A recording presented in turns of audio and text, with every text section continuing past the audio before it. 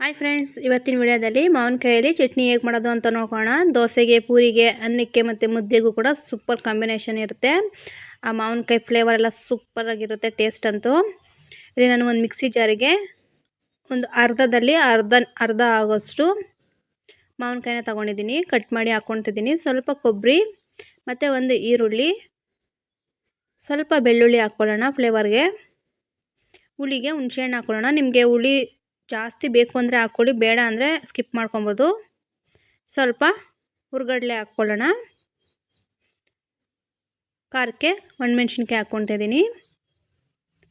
ರುಚಿಗೆ ಉಪ್ಪು ಹಾಕ್ಕೊಳ್ಳೋಣ. ಕೊತ್ತಂಬರಿ ಸೊಪ್ಪು ಹಾಕ್ಕೊತಾ ಇದ್ದೀನಿ. ಸ್ವಲ್ಪ ಪುದೀನ ಸ್ವಲ್ಪ ಹಾಕ್ಕೊಳ್ಳೋಣ. ಈಗ ಇದಿಷ್ಟನ್ನು ಚೆನ್ನಾಗಿ ಮಿಕ್ಸಿಯಲ್ಲಿ ಗ್ರೈಂಡ್ ಮಾಡ್ಕೊಂಡು ಬರೋಣ.